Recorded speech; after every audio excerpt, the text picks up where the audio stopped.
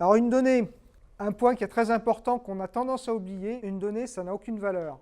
Une donnée, ce n'est qu'une représentation de la réalité.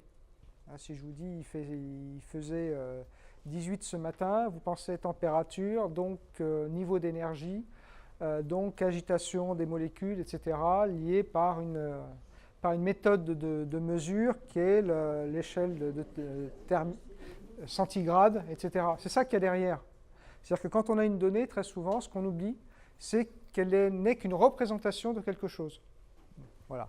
Je n'insiste pas là-dessus, mais l'ayez toujours à l'esprit quand vous travaillez sur les données. En fait, vous travaillez sur un processus d'acquisition et dans un cadre, dans un référentiel. On a toujours tendance à l'oublier et c'est quand même quelque chose de très important parce qu'on finit, quand on veut réutiliser des données, chose dont on parle énormément, par oublier quel est le contexte d'acquisition et quelle est la validité de ces informations-là.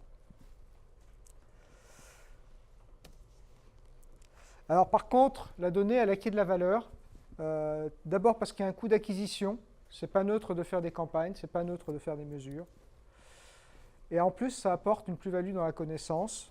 Donc, voilà.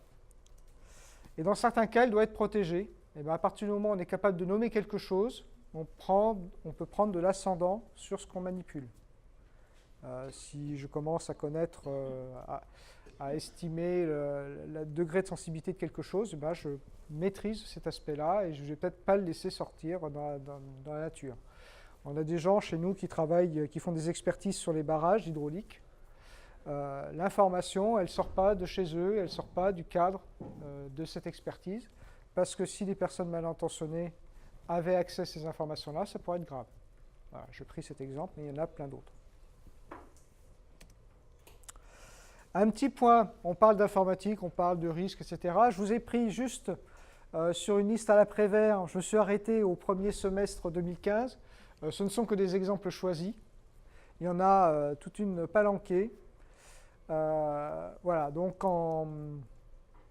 les hackers détiennent les RIB et d'autres informations sensibles des internautes du site de TF1. Une broutille. Quelque chose qui a fait pas mal de vagues, mais c'est uniquement en 2015, il y en a plein d'autres derrière. 4 millions de données personnelles fédéraux piratées. Vous avez peut-être entendu récemment que les données de policiers s'étaient retrouvées dans la nature suite à une attaque interne, en fait. Quelqu'un qui n'était pas content, qui a divulgué des informations. Arnaque au faux virement, c'est quelque chose qui est très très fréquent actuellement, ça marche très bien et c'est très rentable. On se fait passer pour une société qui est en relation directe avec le président au moment d'une fusion-acquisition et on dit il faut que vous viriez très très rapidement telle somme sur tel compte, je connais bien votre directeur, on a le pédigré, je connais bien votre chef, etc. Ça marche très bien et donc il n'y a que des respects des procédures. Si vous ne respectez pas les procédures dans ce genre de cas-là, vous allez au crash. Donc ce qui marche bien, c'est en fait d'avoir des mécanismes d'assurance qualité où on dit changement d'un compte, ça nécessite d'être vérifié, validé par tel système. Et donc quand on est en assurance qualité, ça marche mieux que quand on fait ça au feeling. Au feeling, ça ne marche pas parce que les gens savent très bien faire du feeling.